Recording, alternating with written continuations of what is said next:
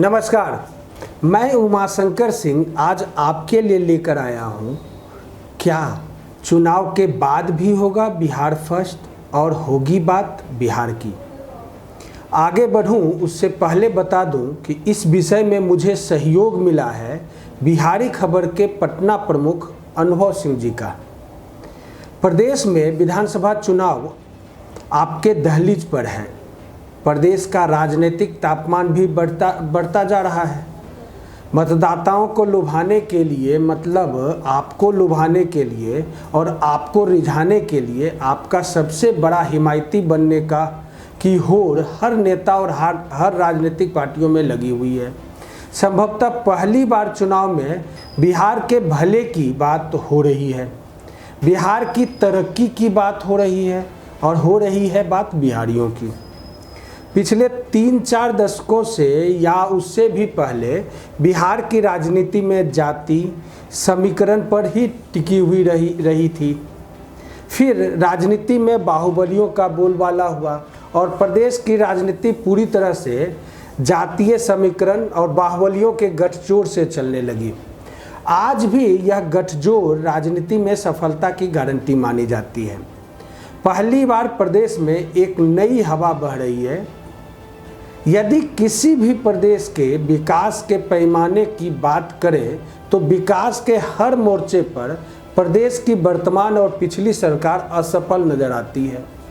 आम लोगों, खासकर समाज के सबसे निचले तबकों की तरक्की के मोर्चे पर प्रदेश में शिक्षा, स्वास्थ्य, रोजगार के मोर्चे पर वर्तमान सरकार पूरी तरह असफल है। अपने पहले कार्यकाल में नीतीश कुमार को सुशासन बाबू का तगमा मिल गया था। वो सुशासन बाबू कहलाने भी लगे थे। परंतु यदि वर्तमान स्थिति की बात करें तो भ्रष्टाचार के मामले में बिहार देश का दूसरा सबसे भ्रष्ट प्रदेश है। तो बढ़ते अपराध से आम जनता तो त्रस्त होगा ही होगा, जो हो भी रहा है। पिछले 15 वर्षों से सत्ता की कुर्सी पर काबिज नीतीश कुमार अपने 15 वर्षों के शासनकाल में प्रदेश की विकसित प्रदेश बनाने में असफल रहे हैं। पिछले कुछ वर्षों से तो ऐसा लग रहा है जैसे विकास की बात छोड़ नीतीश कुमार बस अपनी कुर्सी बचाने में लगे हुए हैं। अब जबकि चुनाव है, एक बार फिर नीतीश कुमार ने बिहार के विकास के लिए केंद्र से नौटंकीपूर्ण विशेष दर्जे की मांग शुरू कर दी है, जो पिछले कुछ वर्षों से तो वो भूल ही चुके थे। चुनाव आते ही एक बार फिर से नीतीश कुमार के मन में विकास की वो झलक दिखने लगी है और उसके प्रति गंभीरता भी नजर आने लगा है। वर्तमान में बिहार और बिहारियों की हिमायती बनने की होड़ मची हुई है। हर राजनेता और राजनीति दल खुद को बिहारियों का सबसे बड़ा हिमायती साबित करने में लगा हुआ है। विभिन्न पार्टियों के राजनेता नए नए संभावनाओं को तलाशने में जुटे हुए हैं। आपको याद ही होगा प्रशांत किशोर अगले 10 वर्षों में बिहार को विकसित प्रदेश के रूप में देखना चाहते थे। यह एक ऐसा भावनात्मक मुद्दा है बिहारियों के लिए जिससे हर बिहारी को लगाव है, क्योंकि हर बिहारी अपने प्रदेश को विकसित देखना चाहता है, क्योंकि हर बिहारी बदहाल स्थिति से उब चुका है। प्रशांत किशोर ने बिहारियों के दिलों में जगह बनाने के लिए एक बेहतरीन योजना बनाई थी और संभव है वह अपने मकसद में कामयाब भी हो जाते। बात बिहार की, इसकी प्रसिद्धि का अंदाज़ा इसी बात से लगाया जा सकता था कि पहले ही दिन जब बात बिहार की गई थी तो इस अभियान से 3,32,000 लोग जुड़ गए थे और काफ़ी तेज़ी से लोग प्रशांत किशोर के इस अभियान से जुड़ते जा रहे थे। प्रशांत किशोर ने 1 महीने में 10 लाख लोगों को अपने साथ जोड़ने का अभियान शुरू किया था और जोड़ भी चुके थे। बात बिहार के अभियान से जुड़ने वालों की संख्या ऐसी तेजी से बढ़ी कि सत्ता और जाति के लोलुप नेताओं ने प्रशांत किशोर को ही चुप करवा दिया और कहिए तो वनवास भी भेज दिया। याद रहे, राजनीति में प्रवेश कर हर व्यक्ति राजनेता बनना तो चाहता है, हर कोई चाहता है, बस उसे मौका नहीं मिलता। यूँ कहें कि प्रदेश के वर्तमान हालात में जबकि राजनेता बनने के लिए बाहुबल और धनबल अनिवार्य, शर्त बन चुकी है। राजनीतिक प्रवेश के लिए राजनेताओं का परिजन होना भी एक आवश्यक शर्त है। आम लोगों को राजनीति में प्रवेश करीब करीब असंभव दिख रहा है। ऐसे हालात में राजनीति में युवाओं के लिए द्वार खुला। उनका मार्गदर्शक बनने के बाद प्रशांत किशोर युवाओं के आकर्षण का केंद्र बन चुके थे। राजनीति में रुचि रखने वाले, राजनीति में प्रवेश कर राजनेता बनने का सपना देखने वाले युवाओं के लिए प्रशांत किशोर और कन्हैया एक उम्मीद बन चुके हैं। सबसे पहले बात करते हैं कन्हैया कुमार की। कन्हैया कुमार की जन गण मन यात्रा भरपूर मात्रा में सफल साबित हुआ था। लोकसभा चुनाव हारने के बाद बिहार की पॉलिटिक्स में उनकी सक्रियता का यह सेकेंड फेज माना गया था। बिहार विधानसभा चुनाव से ठीक पहले उनकी यह यात्रा जिस व्यवस्थित तरीके से शुरू हुई थी, उसकी राजनीतिक निहितार्थ निकाले जा रहे थे। कहा जा रहा था कि यह साधारण यात्रा नहीं था, बल्कि उसके पीछे कहीं न कहीं बिहार चुनाव की रणनीति छुपी हुई थी और जरूर कोई प्रभावशाली राजनीतिक ताकत इस यात्रा को पर्दे के पीछे से नियंत्रित कर रही थी। वह राजनीतिक ताकत कौन हो सकती है? वैसे तो कन्हैया कम्युनिस्ट पार्टी से ताल्लुक रखते हैं, लेकिन कम्युनिस्ट पार्टी इतनी ताकतवर नहीं है जो राज्य में कन्हैया की यात्रा को अंजाम दे सके।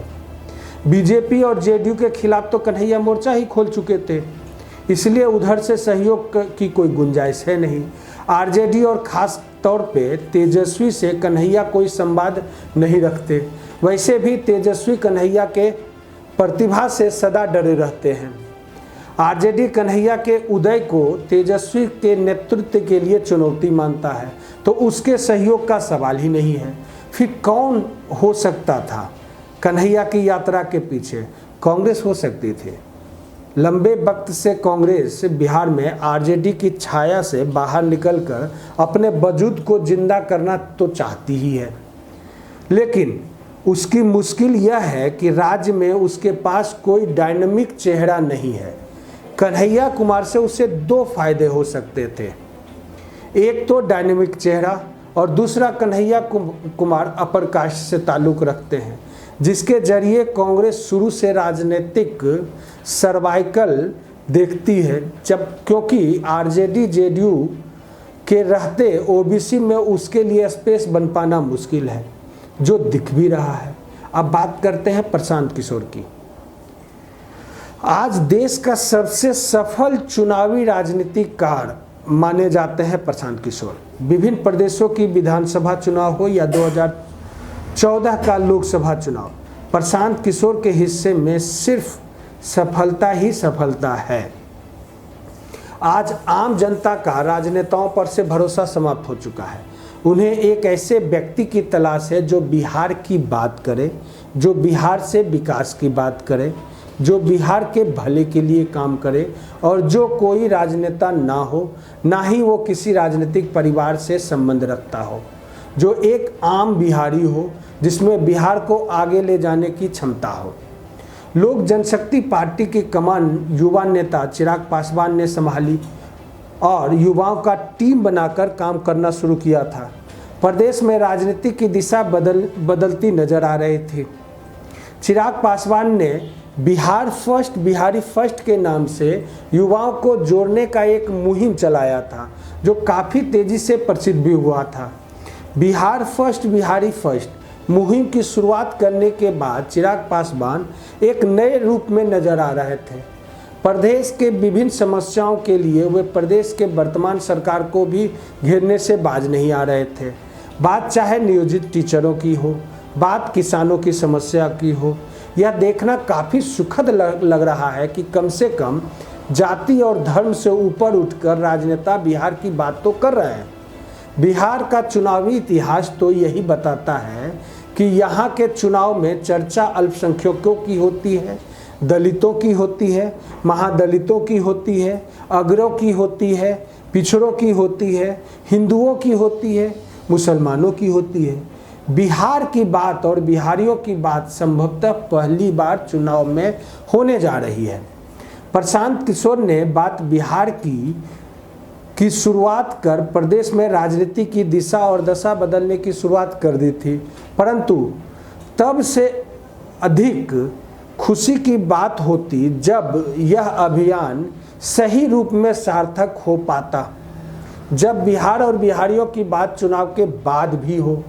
ऐसा नहीं कि बस राजनीतिक दलों के चुनावी अभियान का हिस्सा भर बनकर रह जाए, उसके कई अन्य घोषणाओं की तरह ये भी चुनावी नारा ही बनकर रह जाए। बिहारी खबर उम्मीद पर है कि चुनाव के बाद भी बिहार फर्स्ट और बिहारी फर्स्ट, बिहारी की बातें होगी, बिहार के विकास की बातें होगी, बिहार में संभावनाओं की बातें होंगी। खैर, बिहारी खबर यही उम्मीद करता है और उम्मीद करता है कि आप भी वैसे ही लोगों को चुन कर भेजेंगे जो इस तरह के बातों को सोचता हो। मैं कहीं भी डायरेक्ट रामविलास जी के बेटे चिराग पासवान की बात नहीं कर रहा हूँ। वो एक परिवार से आते हैं, एक जाति से आते हैं, उनका रिकॉर्ड कभी भी बिहार और बिहारी के प्रति ऐसे संवेदनशील नहीं दिखा है। फिर भी चिराग पासवान जो बातें कह रहे हैं, उनके कहने और उनके लोकसभा को देखने पर वो बातें कहीं सार्थक नहीं दिखती। तो मेरे पैमाने पर, यानी बिहारी खबर के एक रिपोर्टर, एक एंकर के पैमाने पर मेरे नज़र में चिराग पासवान सिर्फ राजनीति कर रहे हैं, जो कि उनके विधानसभा या लोकसभा घूमने के बाद मैंने जो पाया उसके आधार पर कह रहा हूँ। बात मैं कह रहा हूँ अन्य का, जो ना तो राजनेता हैं, जो ना तो राजनीतिक परिवार से आते हैं और ना ही राजनीति में सिर्फ सत्ता के लिए आए हों। नमस्कार, मेरा काम था आपको कन्विंस करना। बिहारी खबर आपसे लगातार आपको अवेयर कर रहा है, आपके लिए वैसे वैसे शब्दों को ला रहा है, वैसे वैसे सब्जेक्ट को ला रहा है, जिससे कि आपकी आँख खुले और विकसित बिहार की कल्पना पर में एक कील बिहारी खबर डाल सके। वैसे हमारा ये काम है, हम पत्रकारिता के धर्म को निभा रहे हैं। आप अपने धर्म को निभाइए। तीनों चरण में जब भी आपका वोट हो, आप वोट जरूर करें। जब कोई आपके पैमाने पर आपका प्रत्याशी न दिखे तो आपके पास एक नोटा का ऑप्शन है, आप नोटा का ऑप्शन भी दबा सकते हैं।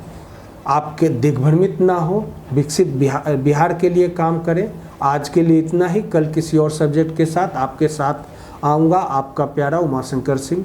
आज के लिए इतना ही। आप हमारे पेज यूट्यूब, फेसबुक, इन सब को सब्सक्राइब, लाइक और शेयर करना बिल्कुल ना भूलें। आज के लिए इतना ही।